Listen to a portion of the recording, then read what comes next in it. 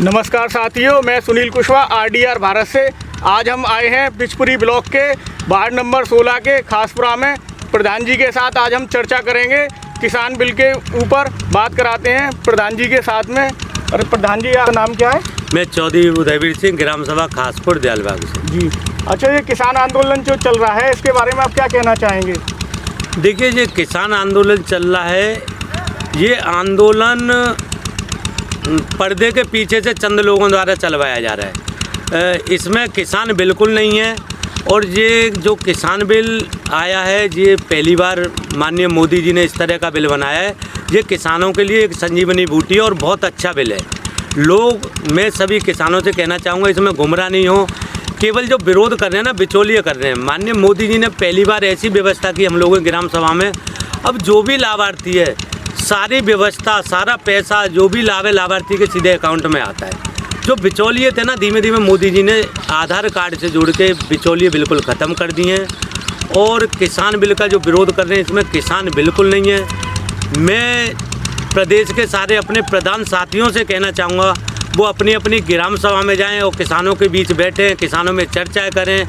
और उसके अलावा हमारी पार्टी के विधायक हैं, जिला पंचायत सदस्य हैं, माननीय सांसद हैं, वो घरों से निकल के थोड़ा सा लोगों को जागरूक करें। अभी मैंने देखा है कि पार्टी के विधायक, जिला पंचायत सदस्य, विधायक जो भी हैं, ग्राम प्रधान, वो थोड़ा क्षेत्र में नहीं जा रहे, तो लोगों को पता भी नहीं है। तो किसानों को बताएं कि ये बहुत अच्छा बिल है, इससे हम लोगों की आय बहुत जल्दी बहुत अच्छी होने वाली है। और अब किसान एक तरह से स्वतंत्र और आज़ाद हो गया। पहले हम लोगों को दिक्कत आती थी कि हम जैसे कि मंडी के लिए हम बाध्य थे, हमें कोई सामान ले जाना मंडी में ले जाते थे। आज मंडी के जो बिचौलिए हैं, जो किसान को जो लाभ मिलता था वो मंडी के बिचौलिए रख लेते थे। अब सीधा किसान को पूरा लाभ मिल रहा है और किसान की आय बढ़ी है। तो मैं बस यही कहना चाहूँगा कि किसान गुमराह नहीं हो, इस बिल का समर्थन करे और हम लोग भी पूरा इस बिल का समर्थन करते हैं। अरे जैसे कि हमने सर्वे किया है, कुछ किसानों का ये कहना है ये बिल अगर पास होता है तो इसमें मंडियाँ बंद हो जाएंगी, ऐसा कुछ है क्या? नहीं, मंडियाँ बंद नहीं हो, मंडियाँ तो आज भी खुली हुई हैं। लेकिन कुछ लोग गुमराह कर रहे हैं। मैं वही बता रहा था कि हम लोग किसानों को थोड़ा जाके पार्टी के लोग हैं जागरूक करें, बताएं। मंडी बिल्कुल बंद नहीं होगी। इसमें बंद होगा तो जो बिचौलियों दलालों की जो रोजी रोटी थी उसका संकट है। बाकी का किसानों के लिए बहुत हितकर है और बहुत अच्छा है ये बिल। अच्छा, आपका कहना ये है यानी कि किसानों को जागरूक करना चाहिए? जी हाँ, किसानों को जागरूक करना चाहिए। और इसमें टोटल राजनीति हो रही है। माननीय मोदी जी और माननीय योगी जी ने जो अच्छे कार्य किए, उस वजह से हमने देखा है कि सारा विपक्ष एक तरह से ख़त्म हो गया है और जनता सारी भारतीय जनता पार्टी के साथ है। तो विपक्ष लोगों को गुमराह कर रहा है।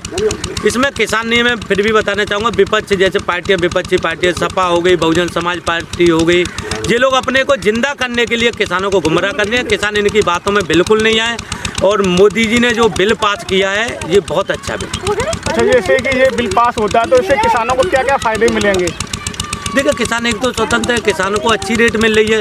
अब बिचौलिए जैसे जो बीच में प्रॉफिट, जैसे सपोज पहले हम 20 रुपये किलो गेहूँ बेचते थे, 10 रुपये किलो बीच में बिचौलिया कहा जाता था, तो सीधा डायरेक्ट किसान को पूरा लाभ किसानों को मिल रहा है। ये बहुत अच्छी बात है।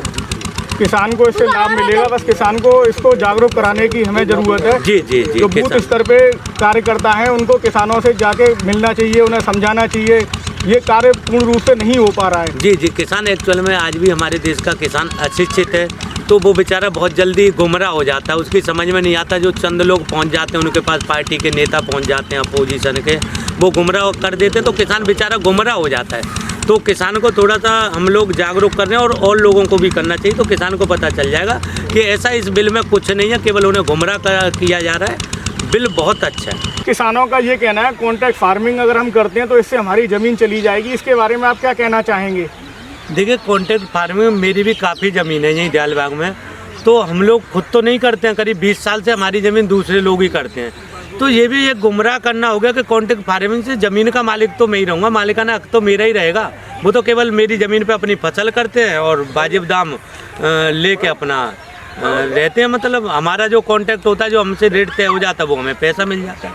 तो ये भी एक गुमराह करना है। ज़मीन का मालिकाना हक थोड़ी नहीं उनके नाम चला जाए। कुछ किसानों का ये कहना है जैसे हम MSP आ रहा है, जैसे हम मंडी में जाते हैं अपनी फसल को लेके, तो वहाँ पे हमारी फसल को देखा जाता है और कहते हैं ये फसल अच्छी नहीं है, आपको जो MSP लागू किया गया रेट जैसे न्यूनतम रेट, उस पर हम आपकी फसल को नहीं लेंगे।